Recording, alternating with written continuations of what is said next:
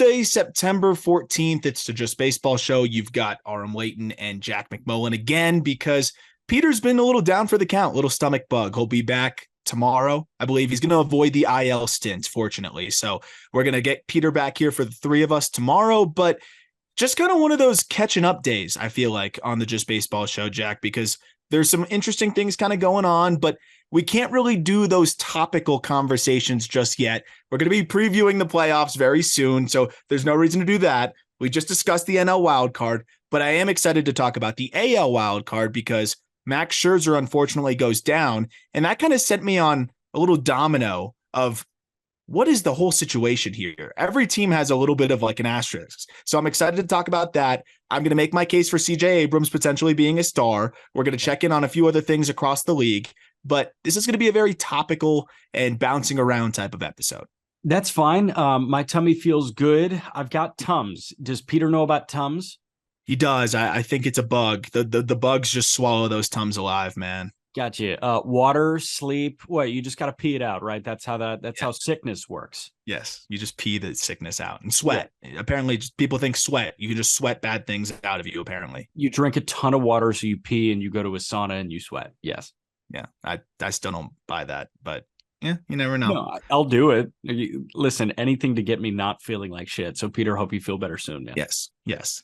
King will probably still be ripping the live stream in the afternoon because he's different. He's built different. Yes.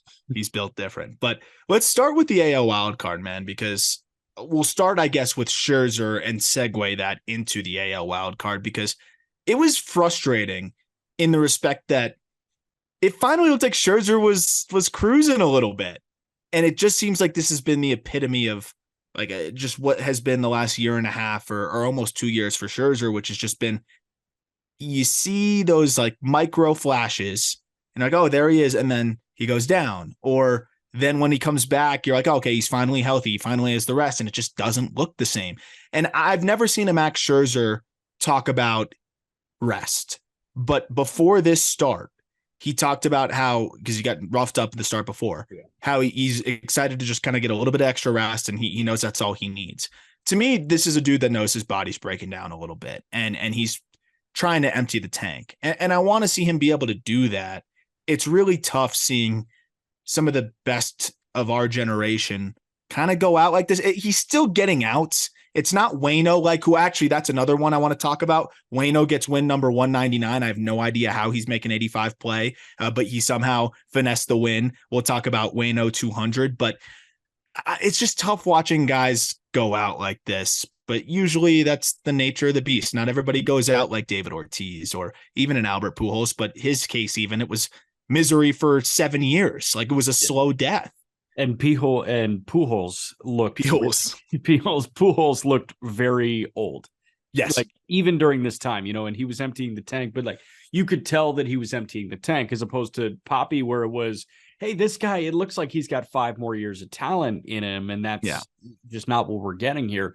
With Scherzer, I think you could probably guess that he was going to be the one of the old guard of pitchers that was going to taper off the quickest because, like, what is it, mass times acceleration and all that. But I mean, he's always been a skinny guy that is, arms flying around and everything like that. And I think 96 was going to turn into 93 when he hit 38 years old. And I think that he knew that and everybody else knew that. But what stinks about the Scherzer one is his body is kind of not disagreeing, but he's showing signs of age before Verlander does. And before, I mean, shit, has DeGrom even allowed himself an opportunity to show signs of age? Not really. No. But like Kershaw, man, like, yes, Kershaw's velo is a little bit down, but this guy is still so successful and he's figured it out.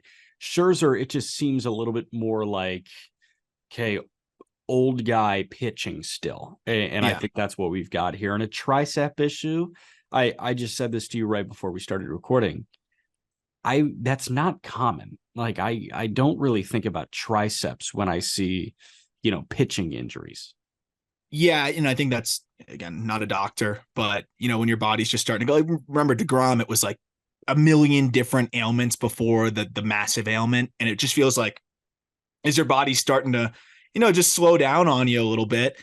it just Real seems quick, like different things, different parts of the body start to try to pick up for others and compensate for others. And you get all these random different ailments. I know like Scherzer was dealing with the lat issue a lot last year, but real quick before, when I'm looking at the game logs, which is interesting too, it's interesting because I still feel like when you roll Scherzer out in the postseason, there's that chance that he can give you that dominant start. And that's why I want to talk about the Rangers rotation, because if he is hurt, we don't really have too much on the update side. They say spasms, but spasms can mean a lot more. That could just be the entry level aspect of what is a much larger issue that could keep him out. And another thing real quick is you can be a doctor if you want. You can diagnose him with something if you want, because Twitter has a ton of doctors. Oh, yeah. No, so you're good. If you do want to like declare Scherzer out for the rest of the year, feel free, because there are a lot of people on Twitter doing that already anyways. Yeah. So what's your diagnosis, doctor?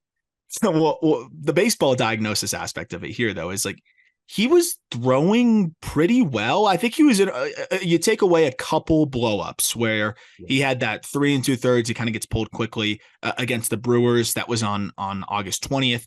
And then that blow up the start before he got hurt against the Astros, where he gave up 3 home runs and it was 7 earned over 3 innings. But again, in this outing where he leaves, 5 1/3 shutout against the Blue Jays, 2 strikeouts, only 3 hits. And I'm looking at a couple of the other games, like within the last month or like the last 30 days, we had 7 innings of 1-run ball. Yes, it was the Athletics, but still, I mean, it's a major league lineup somewhat. Angels, similar kind of thing, but 7 innings, 1 hit, no runs, 1 walk, 11 Ks. And then the Twins, he did it to them. That's a more legit and fortified lineup. 7 innings, 4 hits, 1 home run, which was 2 earned runs, 1 walk, 10 Ks. So you're seeing those double-digit Ks kind of creep back in, right? You look at the first half, he only had 2 double-digit K outings in the entire first half, and he had 2 within almost a week of each other very recently. So it seemed like things were starting to come back a little bit. His velo was also up slightly, and even in the start where he exits, he was averaging 94.5 on the fastball, which is better than he has been in a lot of his other starts this year. So it's tough. I feel like the Rangers were ready to, kind of live or die by the Hall of Famer here in the playoffs and give him the ball. And what would it be, game 1 or game 2 if they make it? Yeah, it would probably be game 1. Because you go to Scherzer, who would the game 1 starter be if it's not Max Scherzer? Jaymont? Yeah, no, like I'm gonna go to Scherzer. Like Bruce Bochy's going to Max Scherzer. I know. Yeah, that's the thing. Bruce Bochy's going better, but like Bochy's going to Scherzer. The other thing you say, if you take out the blowups, I don't want to take out the blowups because I think that's the sign of aging. No, Scherzer in Detroit didn't have those blowups. Scherzer at his best in Washington didn't have those blowups. But here, you mentioned those 2 starts with Texas so far, where he had the early pull, and then he had 7 earned in his second to last start. But I mean, dude, look at what he was doing in New York, man. 5 2/3, 11 hits. Yeah, he punched out 10, but 11 hits in 5 2/3. You had 3 1/3, 6 earned. I see 3 1/3, 6 earned again. I see 5 1/3, 5 earned on 8 hits. The walk numbers pile up too. The inconsistencies on a start by start are what has signified, I guess, the beginning of the end for Max Scherzer. And this injury, yes, it's, hey, he's getting older, but also, man, like if you take out the shitty starts, best Scherzer didn't have shitty starts over the course of a given year. And that's why he's a first ballot Hall of Famer. You take out Nolan Ryan's walks, he's the greatest pitcher of all time, and there's no argument there. Yeah.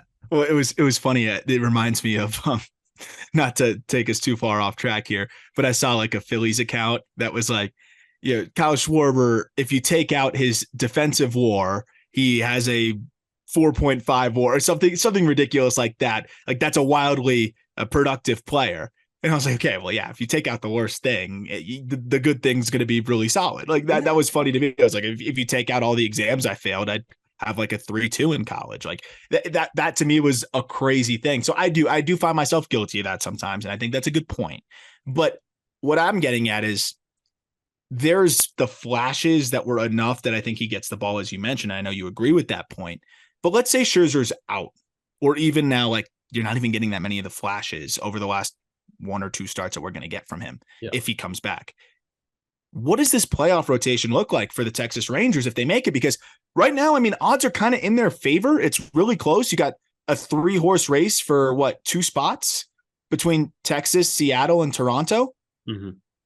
it's interesting. So Texas is up a half game, and Seattle and Toronto are tied up here. And this series is obviously huge in terms of the implications there. But under the assumption, we'll get to the two other teams as well, and kind of who we think could make maybe the best run out of these teams that are still in the hunt, because Boston and New York are both essentially eliminated, all but mathematically 7 games out.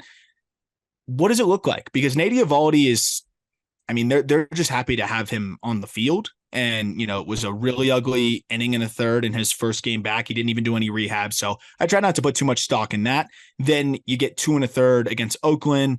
He didn't look great there either, but at least he didn't give up any runs. It was 3 hits and 2 walks, though, in that span. Building up a little bit, though. The velocity, is sitting in the low 90s, average about 92.5. And in those 2 short spurts, though, which is worth noting.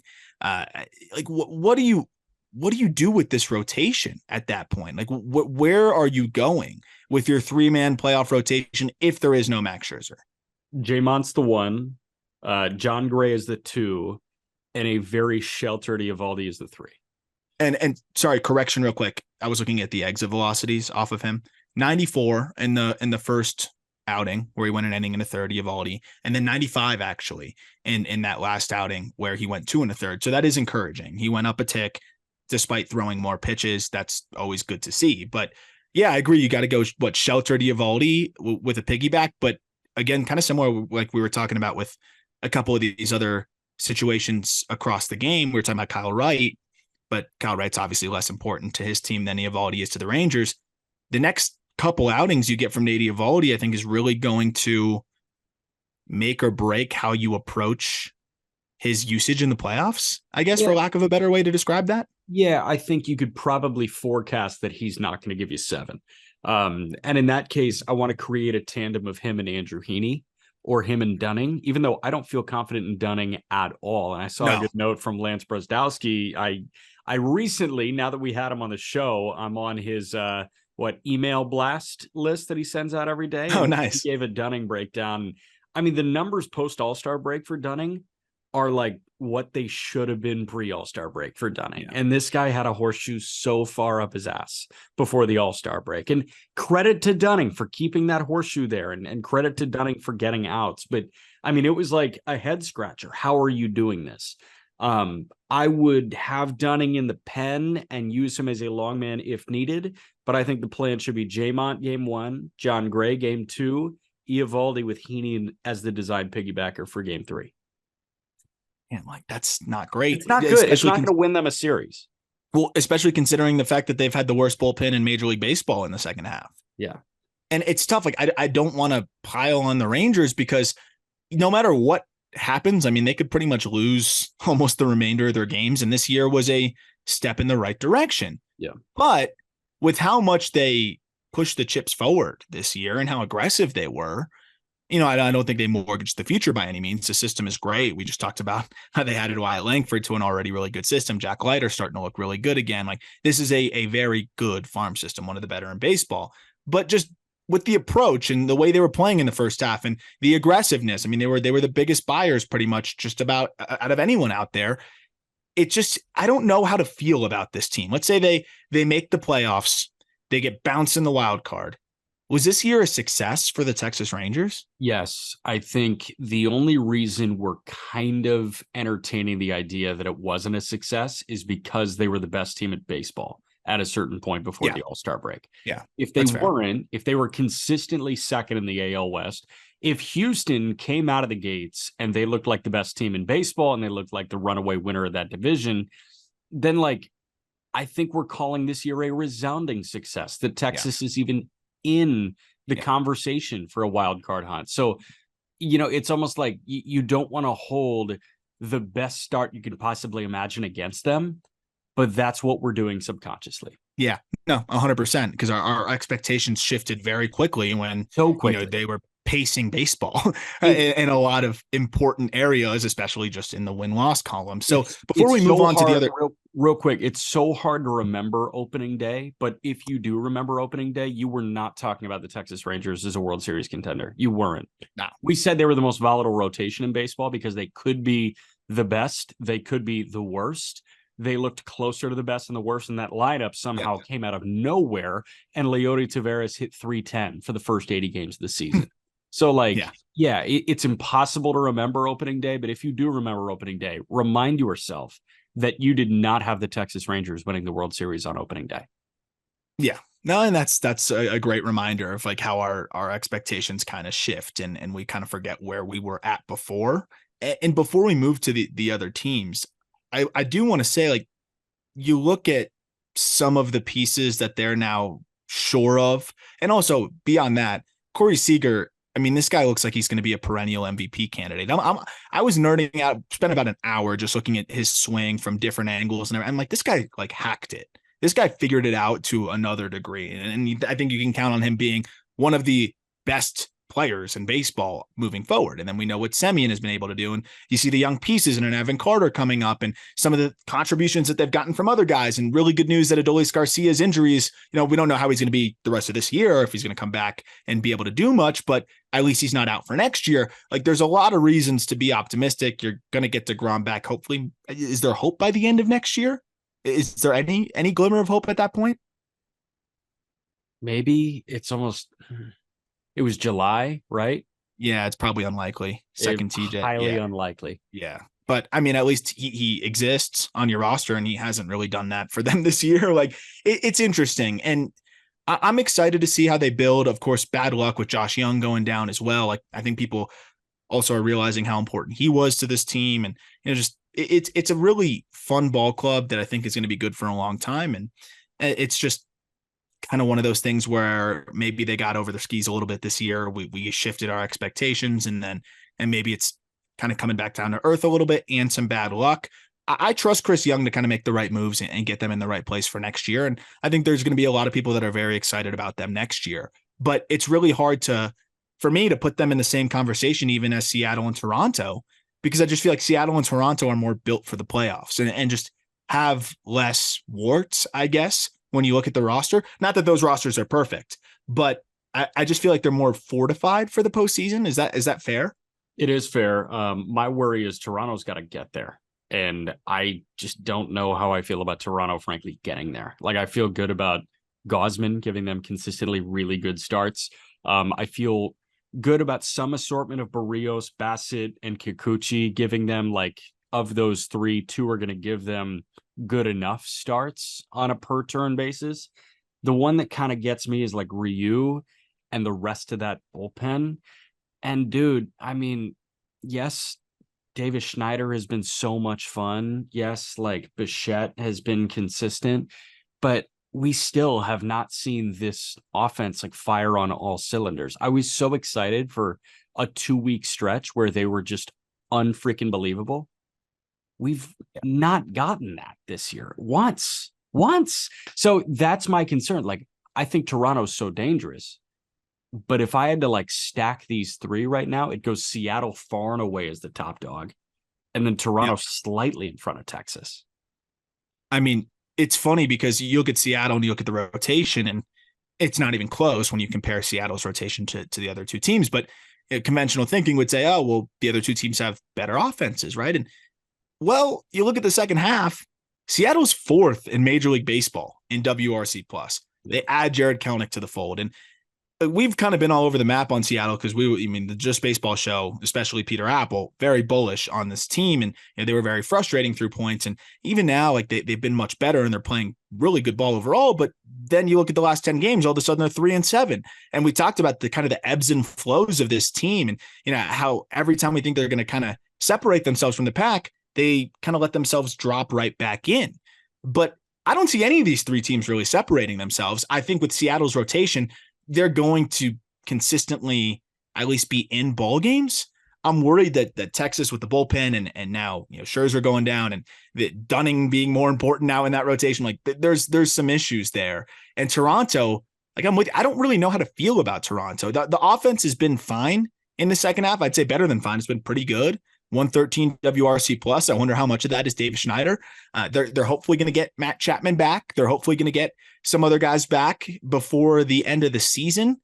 But I feel like Seattle's just way more built for this playoff run here, or just to even get out of the first series because Toronto and Texas just, I don't know. I just don't trust them very much for very different reasons.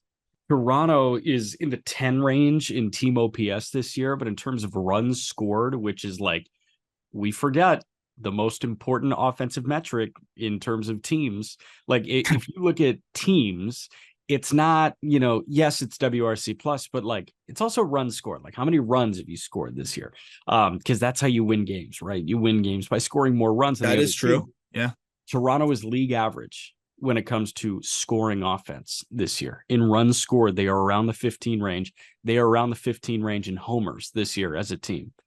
I was expecting this Blue Jays team to be top 5 in homers. I was expecting them to be 1, 2, or 3 in terms of total runs scored. And the fact that they are league average in both is really worrisome. They're bottom half of the league in stolen bases. Where's the dynamic here? The only real metric that they stack top 5 in baseball in is batting average. And we know that batting average, okay, whoop-de-doo, you get your singles. You have to score runs to back up a pitching staff that has Alek Manoah sort of kind of in Buffalo. It's not really working for them. And I'm just waiting for it to work because at the beginning of the year, it was Chapman, Vladdy, and Bichette. They all looked amazing at the very beginning of the year. Bichette was the one that kept that going for the longest. But it was like, okay, you got those 3 going. Where the hell's Dalton Varsho? You traded for him. Where the hell's Springer? Now it's just the pendulum keeps swinging and it's never all systems go, which is really, really concerning.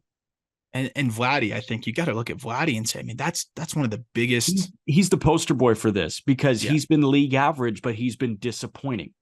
Yeah. And I mean, he can't be league average. This guy was an MVP candidate. Toronto can't be league average. No. And Vladdy can't be. And that's where I do feel a little bit nervous about, what they're able to do. But, maybe something clicks for Vladdy. He goes nuts and maybe they get some guys back. There's always that spark plug opportunity for a team like this.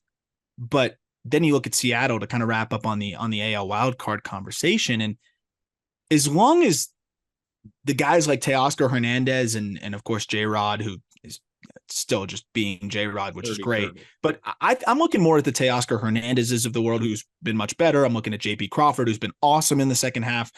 Those guys, I think, can really end up pushing this team to a different level here. How about Ty France? That's another one that he's just been really frustrating in the way he's kind of sputtered out and plateaued to a degree. But again, Seattle's offense has been awesome this second half, and I think you got to feel pretty good overall, even though it's been a bit slower of late. My only concern with Seattle is this: you have George Kirby, who is obviously fatigued, and I think that's part of the reason why the emotion came out with that. I don't know if I should have been out there for the 7th. He seems to have hit a little bit of a wall. Bryce Miller, I mean, he's way past any amount of innings I think he's thrown in the past. You have a Brian Wu, who's definitely surpassed, I think, the innings that he thought he would throw this year and has been banged up, but was awesome, by the way, yesterday and has just continued to be good when he is right. But those are 3 important guys on your staff. And those are 3 guys that are already pushed pretty far here in terms of their usage. How much can you lean on those guys in the playoffs? How much do you think they need to lean on those guys in the playoffs when they have also Luis Castillo and a Logan Gilbert? Castillo's got to be the one that takes them the farthest. I think it goes Castillo, Gilbert, because Gilbert might actually be approaching an innings high too. I don't have the numbers in front of me. I can pull them up in a moment, but Gilbert has to be close to his career high in innings. He threw 180, 85 last year. And then I think whatever he threw in the playoffs as well. But he's at 174 this year. So he should be okay. I think he's kind of built himself up to this point. Yeah. But that's the thing is you got to really trust that he's built up, he's ready to go. And this is a guy that now has gone from young, exciting pitcher to now he's your workhorse. And I'm not saying that means he's better than George Kirby. George Kirby could end up being the better arm next year. Heck, Brian Wu could end up being better. Who knows with the way he's been throwing. But I think you have to look at Logan Gilbert this year, and this is your number 2 workhorse, because this is the guy that I think is going to, after Castillo, you got to ride him as far as he takes you. Yeah, but I think you have to rely on Luis Castillo, right? And that's my thing. And I think the same concerns that I have with Seattle are the ones that I have with Baltimore. Where Baltimore, yes, they're awesome. They're running away with the American League East right now. And if I'm not mistaken, yes, they do have the best record in the American League. Everybody's hitting an innings limit, except for the guys that frankly like shouldn't be in the postseason rotation, like Kyle Gibson. Are we relying on Kyle Gibson? I don't want to. Like Bradish, uncharted waters. Grayson Rodriguez, uncharted waters. Tyler Wells, again, like he's already been tapered off. So that's my concern there, where you have this young, exciting rotation, but what do they look like when they're exhausted and they're pitching 3 weeks after everybody else around the league has gone to Cabo and gotten back and is starting to lift again? So that's my question. I think that they have power in numbers there. If it was just Wu and they were relying on Wu, I would say, okay, I'm a little nervous now. But the fact that they have Wu and they have Bryce Miller and they have George Kirby, like those three guys equaling one starter on the heels of Castillo and Gilbert, sign me up for that. Yeah. Please. Yeah. Julio Rodriguez, real quick, pre-All-Star, post-All-Star splits, they're as drastic as like anything I've seen in my time being a baseball fan. Slash line pre-All-Star break, 249, 310, 411. That's a 721 OPS. That's slightly below average. Post-All-Star break in 51 games, 353, 398, 656. He goes from a 721 OPS to a 1054 OPS, more than a 300-point jump. He's got to go nuts like that. He's got to be that guy too. But he has been. And I think he will be. And that's what I'm really excited about. I'm excited to see a J-Rod in the playoffs for more than just a couple games against a just nails Astros staff that we saw in the past. So that should be exciting. And I'm looking forward to that. But also to just tie a bow on the conversation, everything that we just discussed is a big reason why I'm not giving up. And I'm not even that anyone's really giving up. I think this is time to start buying stock in Minnesota. I know that we're like, oh, maybe the Guardians could get back into it with all the waiver claims. That was optimistic. Minnesota, with the pitching that they have, with the way that Pablo Lopez is throwing, I mean, he struck out 14 the other day. He's has his blow ups from time to time, but getting some of their guys kind of back and into the fold on the pitching staff, and they seem like they're ready to go with Joe Ryan back there as well. Like this is a team that's built for the postseason pitching wise, and we're talking about kind of the attrition of especially American League pitching staffs across the board. Even Houston, you can make that case. I mean, I'm buying some stock in Minnesota just because of that starting pitching situation that they have. That is definitely an advantage, and they get to skirt out of, I think some of these shorter series and avoid that and kind of lean into the starting pitching advantage. And because they have starter, like guys with starter experience that are in that bullpen. Louis Varland is going to be in the postseason bullpen. And I was just watching the Twins pregame show ahead of their Wednesday afternoon matchup with Tampa. And, they were talking about Varland, like how he was, outwardly pretty frustrated that he was moved to the bullpen because he's like, I'm a starting pitcher. I know I can do this. I know I can get outs early in counts and I can go very deep into ball games. I think it was Griffin Jacks who was talking on behalf of Varland. And he says, I think that guy, like, yes, he was a little stubborn at first, but he understands that, he may not be needed as much as he, wants to be needed, but he's willing to fulfill that role. A Brent Hedrick is in that bullpen. If they can have long men in there waiting and, rely on three starters in Lopez and Sonny and Joe Ryan, I think you feel okay with turning Kenta Maeda into a long man in the postseason. I think you feel good about Louis Varland getting a couple long man appearances to end this year, and then you've got him in the postseason. So they can lengthen that bullpen and that veteran trio at the top of that rotation. I don't know why I'm calling Joe Ryan a veteran, but somehow he feels like it. Point. Yeah, so I do think that they are in a really good spot.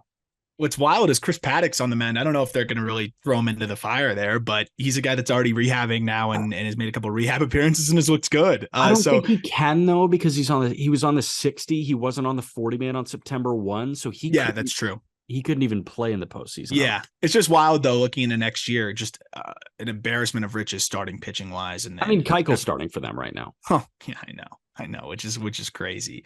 And then of course Royce Lewis and the guys that they have in the fold now on the offensive side, it's starting to pick up over there as well. Let's talk real quick Wayno, because Wayno picks up 199, and I'm way more invested in this than I should be.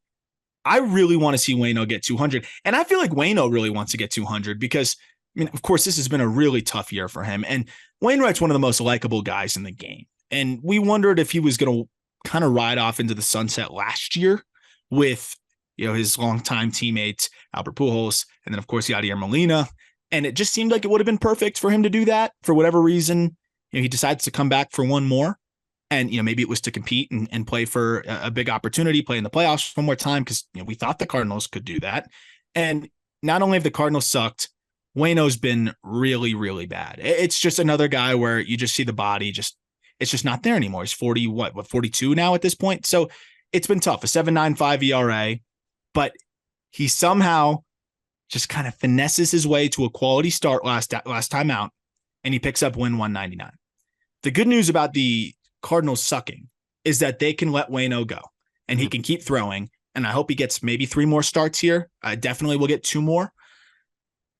I want him to get 200 so badly, man. I mean, first of all, Cardinals fans deserve that. Wayno deserves that. And then I want to get into a conversation about who the hell else is ever going to win 200 games in our sport today.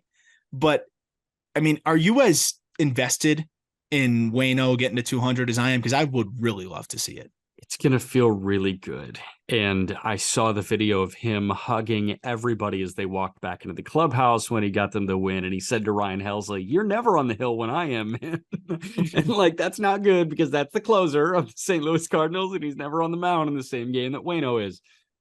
Yes, I'm going to be very happy for Adam Wainwright and for Cardinals fans if he gets to 200. If is a huge word here. Do you know when win 198 came? Oh God. 198. That had to come in like the first half, right? June 17th. Oh, I think it took 12 starts for him to get his next win. So there really is no guarantee here that he wins it in his last 3 games. I also just want to run you through the slash line right now. Do you know what opponents are slashing against Adam Wainwright at this moment? It's got to be 300, 400. Like, it's got to be really, really gross. I don't even want, like, just let it rip. Do you want it? Like, it's bad. Like, you're not going to just let it rip. Just let it rip. Opponents are slashing 354, 09, 593 against him. That's a 1002 OPS. Opponents are OPSing over 1,000 against Adam Wainwright this year. I think Acuna has a 1001 OPS right now. A 1002 OPS, as I pluck the league leaders. A 1002 OPS would be, 5th in baseball, 1 point better than Ronald Acuna Jr. 354 would lead all of baseball. A 409 OBP would be 5th in baseball, just ahead of Yandy Diaz and Corey Seager. And a 593 slug would be 5th in baseball, ahead of Acuna and Freddie Freeman.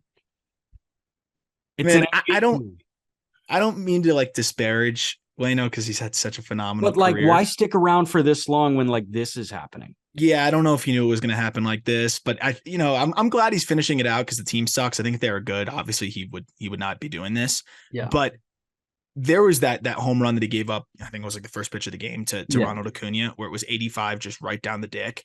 And I mean, this last start, he was 87. And honestly, I think that makes a big difference for him being huge 87 difference versus 85. When he's 85, I think it's arguably one of the worst starting pitchers in the modern era. Like, in terms of just like what he's at this point. So like, hopefully he can be at 87 and he could just have a bunch of barrels lined right at people. And his ball club can just bail him out with some offense because he had a chance against the Padres. He went 6 innings, a 1-run ball, walked 3, struck out 1, and his team just didn't pick up the slack. Man, we scored 1 run, and they lost that. And he actually was handed the loss in that one. So we'll see. I think it's unlikely. Like, I'm hoping, like, baseball has a weird way of this divine intervention where these things end up happening, and it's just that's why I love the sport. Yeah. What's your prediction here? Do you think he does it? Yeah, I think so because baseball is baseball, and I want it to happen so badly for him. And I rattled off these numbers not because like I want people to understand how shitty he is, but because like this is a guy that had a 3.38 career ERA coming into this year, and his career ERA is up to 3.54. Which sucks. You know how That part hard it is stinks. in year 18? Do you know how hard it is for that number to jump as high as it has? Yeah. Like this has kind of tarnished the way that I think like my kids will end up looking at Adam Wainwright's baseball reference page. You know what I mean? It's A like, little bit. what was that Marginally, but last year? yes.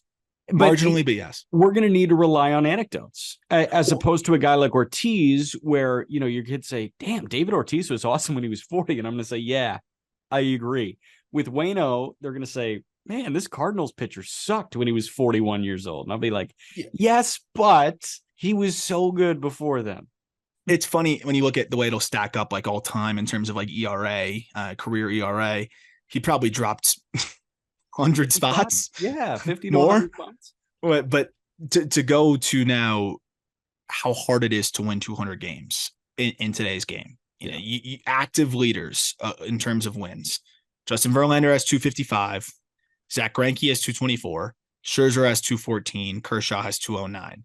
Wayno at 199, of course, is the last guy that has a very easy crack at it. I think you could make the case that Garrett Cole should be able to get there at 143. I think that's a fairly, reasonable, and I think almost more likely than not that Garrett Cole gets to 200. I mean, 57 more wins, and with the way he's throwing right now, and for a Yankees team that you figure will get better over the course of the remainder of his career, where he will presumably stay in New York. But you look beyond there, man, it gets a little hard to find someone that could win 200 games. Charlie Morton ain't winning 70 games. he's already at 39 years old and has 130 wins. Chris Sale, unfortunately, just kind of fell off a cliff in terms of that pace. 120 wins, he's nowhere near. And you keep going down, down, and down. A lot of the active leaders, even when you get to the 90 to 100 win range, are all on the other side of 30. The first player that I can find, if I'm not, like skipping over somebody, the youngest player with more than 80 career wins is Jose Barrios with 82. Like that's the epitome of what the game is today. But I kind of ask you now, like, is anybody going to win 200 games after maybe Garrett Cole? Yes, but I don't think that guy's in the big leagues right now. Here's why I think it's Parker Messick of the Cleveland Guardians. No, I mean, I don't know if that guy exists in Major League Baseball right now because baseball has changed since Adam Wainwright entered the major leagues. Baseball has changed since Jose Barrios has entered the major leagues, where not only have the constraints on starting pitchers tightened up big time, where, starting pitchers, if they give it hell, are going to go 6 innings, and like the pitches per inning clip is probably way up at this point because there is an increased emphasis on missing bats as opposed to missing barrels. The other thing is, think about how velocity obsessed we have become as a game. And I don't blame anybody one bit for that. But in order to win on the mound, you need to throw really hard now. And throwing really hard limits your output, either on a per year basis, like something's gonna go. The fact that nothing is gone for Barrios, the fact that nothing is really gone for Cole, and we'll see with Sandy, but the fact that nothing is really gone for Sandy. Sandy, by the way, is only like 25, 26 years old right now. So I think Cole and Barrios are the two to look at, where it's like, how has nothing fucked you? The other thing is, teams that are 500 or below 500, they're never going to get guys that win 20 games in a given year. That's the other wrinkle in it. If you win 200 in a career, you have to be flirting with 20 on a year-by-year basis. Yeah. And there are that's why we don't care about the stat anymore. That's why we don't care. That's the thing. I think when 200 win guys racked up, people gave a shit about wins. Now wins are borderline irrelevant in baseball. And I don't think people give enough of a shit to hunt 200. No, and I that's the thing, is I don't think it'll be a factor. I think we only care about Wayno and Because he's maybe there. a Cole, because this might be the last, the last shot really. And this The might be the amount. last guys that actually care about that as well. Like, Waino cares about that because again, he entered the league wanting to win.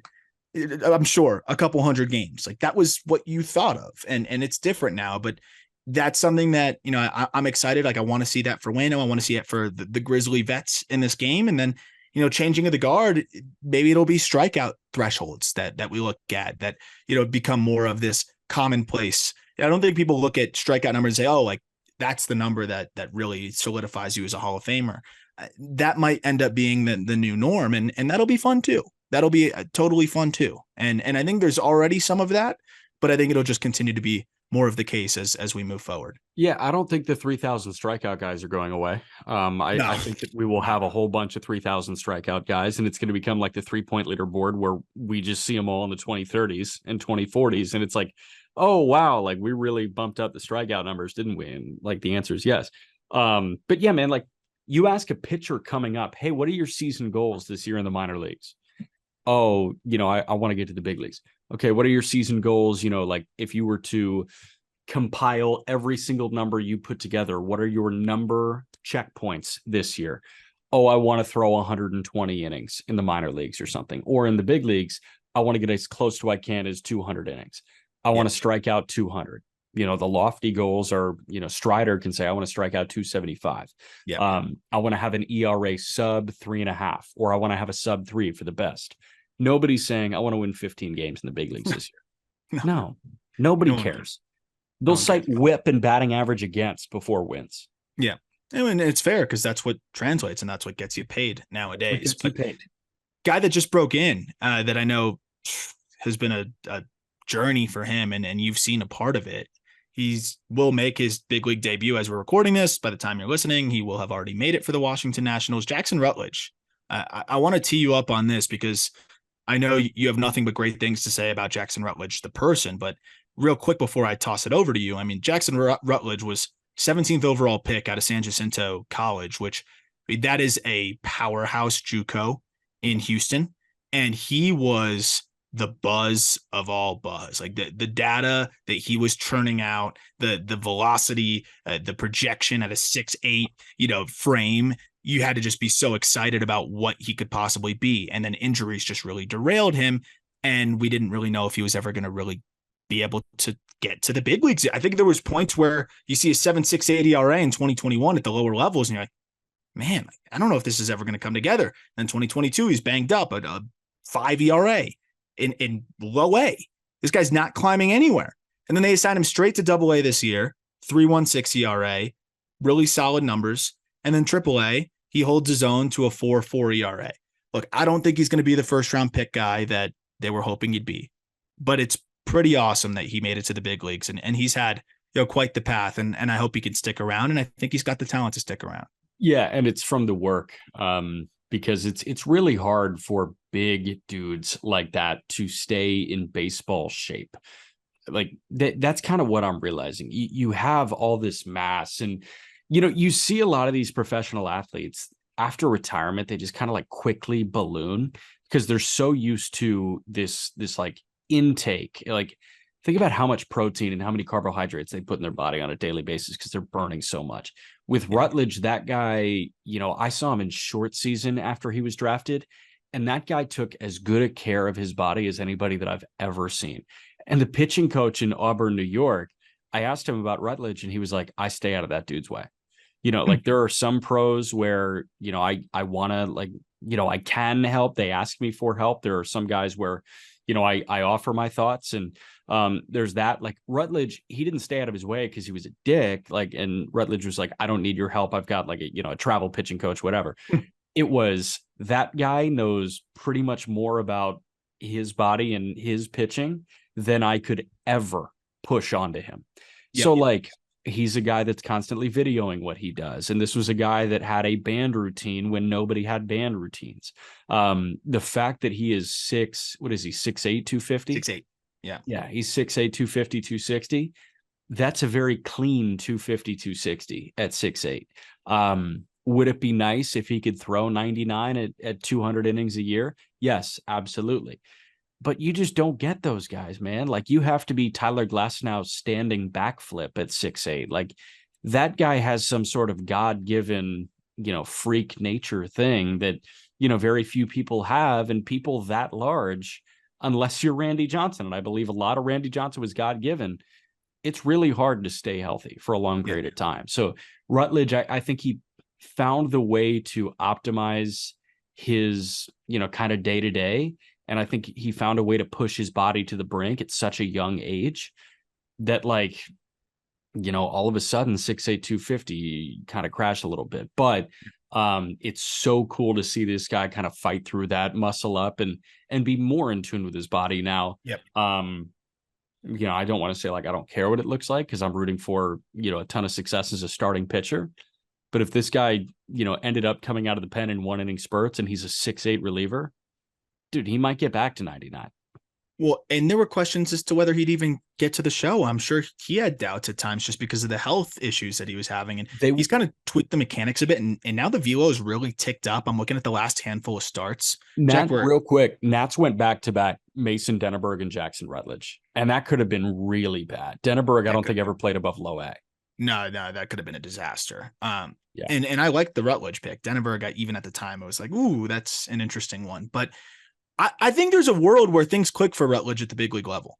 And all of a sudden you see a guy that maybe the stuff you always feel like he should be better than he is in terms of lifts, but it's mid to upper 90s, good enough stuff, gets outs and slots into the number 4 spot in your rotation. But I think there's a world where things could continue to progress for him. And he's still just 24. He's lost a lot of time in development. He hasn't pitched that much against more challenging competition. And over his last handful of starts in AAA, he's been pretty solid and goes into his big league debut off of a 5-inning shutout 7K performance, where his fastball averaged 96. So maybe it comes back a little bit, and maybe this guy ends up being a decent piece for them. So I'm excited for him. From you and from others, I've heard nothing but great things about Jackson Rutledge, the person. And obviously he's worked his tail off to get here. So hopefully he can stick. Staying on the Nationals, I just put out a piece, which is linked in the episode description. I put a lot of time into this one because I've always been enamored with CJ Abrams and just what he could potentially be. And when you're looking at the Nationals in this rebuild mode and now playing pretty well this year, I think for a team that's, neck deep in a rebuild, I think they're having a nice season. CJ Abrams is a big part of that. And I think that we talk about perception and expectations and things like that. It wasn't really until I dove into the full journey of CJ Abrams where I realized it was even more tumultuous of a development path than I think even I thought about. And I've talked about how few at-bats he had in the minor leagues and how he was kind of set up to be thrown into the fire as much as anybody I could remember in recent memory. There's a guy that was drafted straight out of high school early in the first round in the top 10. And they put him straight in the complex. He wins Arizona Complex Player of the Year by hitting over 400. That was enough for them to be super aggressive with him, them being the Padres at the time. And he was really excited to potentially go to low A. He goes to low A right after lighting up the complex to finish out the year of his first pro season, messes up his shoulder, cuts the season short. He only plays 2 games in low A.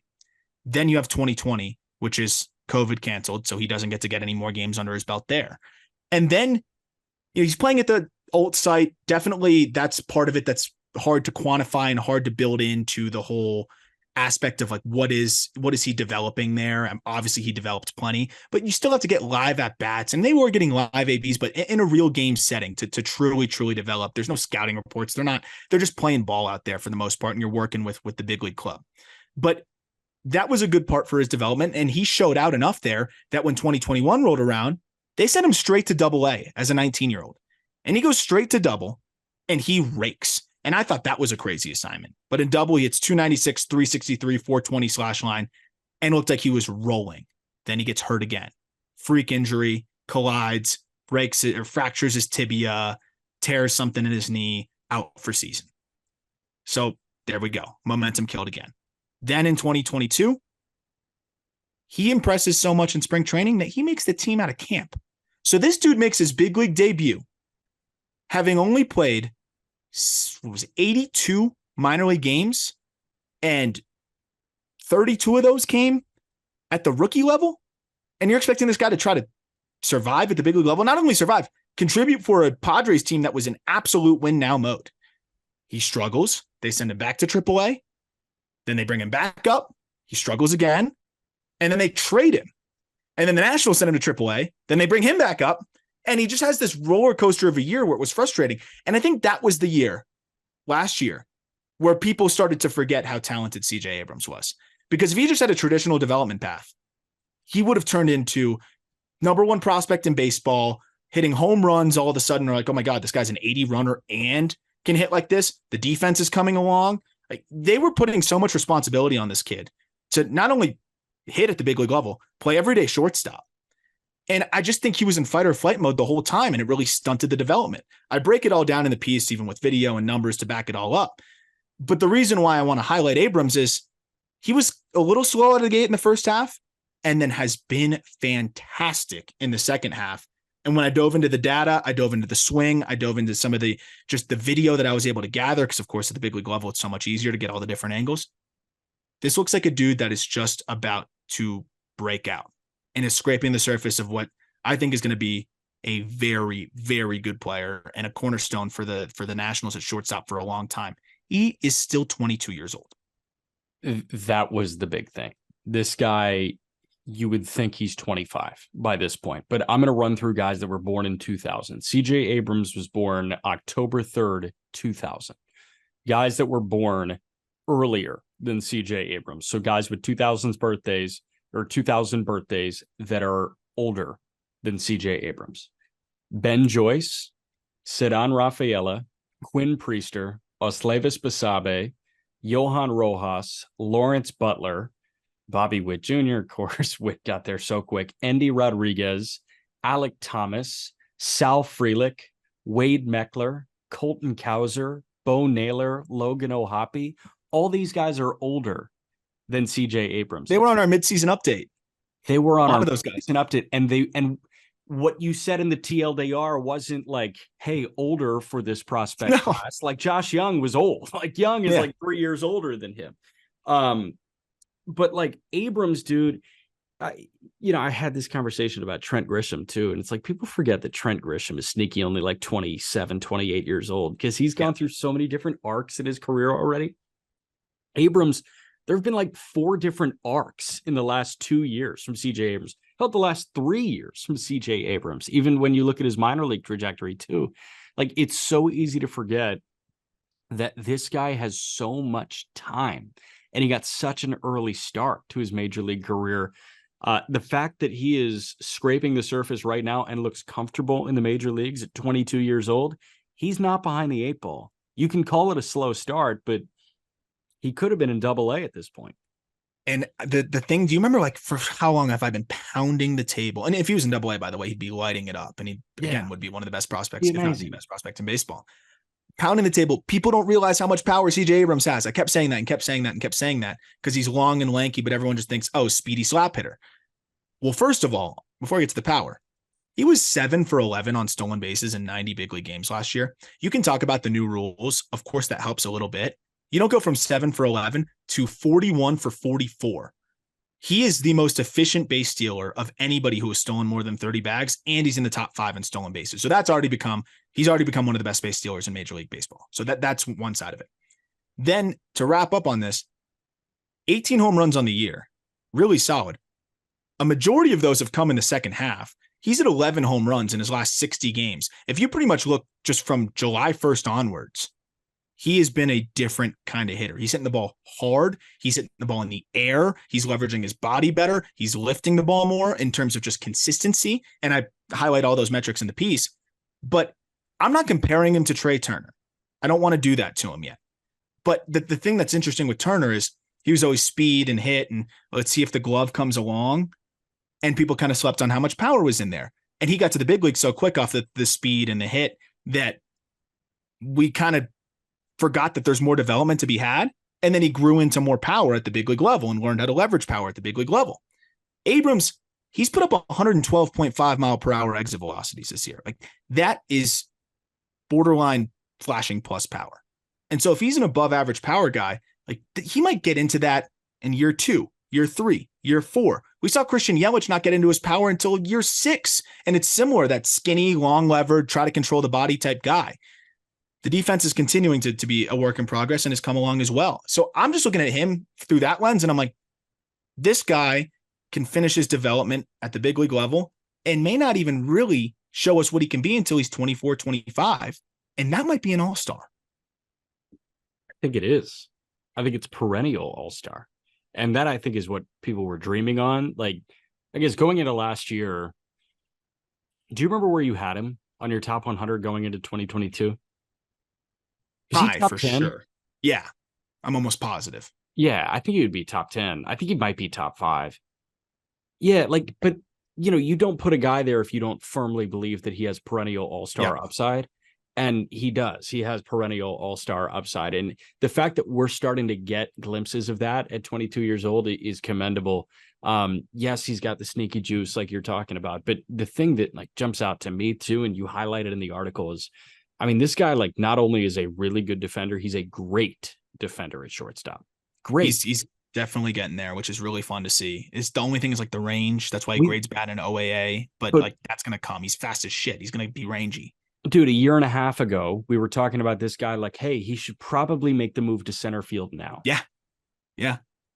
And then like, where's he going to be soon? So that's what I'm really excited about. So way more in depth and way more detailed with video and everything. That is in the episode description. Any final thoughts as we wrap up this Thursday episode? I don't think so. Shout out Kyle Hurt. Kyle Hurt balled out in his big league debut for the Dodgers. That was awesome. Another cool story. Kyle Hurt was fucking talking to himself when he like a scoreless inning. Yeah. I'm excited to see that guy in the pen. Unfortunately, he won't be in there in the postseason, but this guy's going to be a good major leaguer. It probably is going to be his reliever, but I'm not sure. I think swingman type and a good one. Cool. I think, and maybe he could stretch out as a starter. He's the kind of guy that could like piggyback and be great, like Pivetta is doing, like something like that, and be really good at it. So it's just another found guy. He was a throw-in deal with Vesia to get Dylan Floro, and that was a 5th round pick by the Marlins. Like the Dodgers just are dodgering there, and that was fun to see him perform out there, and it was really impressive stuff. But that'll do it for this episode. A reminder, as basketball season creeps up, by the way, too, check out our friends at the Just Basketball Show. They're doing awesome stuff, previewing the entire league. And I'm just waiting for the Dame Lillard to Miami episode. Hopefully that'll be coming around soon, but they're previewing the entire league. They do an awesome job. That's available on all podcast platforms and YouTube. So check that out. And of course, the Just Baseball merch, check that out in the episode description. We would love for you to be sporting some of your Just Baseball stuff. I love it when people tag us and show the Just Baseball merch that they're rocking at the ball game. And we'll probably have a little bit of a sale when the playoffs come around. So keep an eye out for that as well. Anything else, Jack? I don't think so. I think we're good. All right. That's it. Appreciate it. The 3 of us will talk to you tomorrow.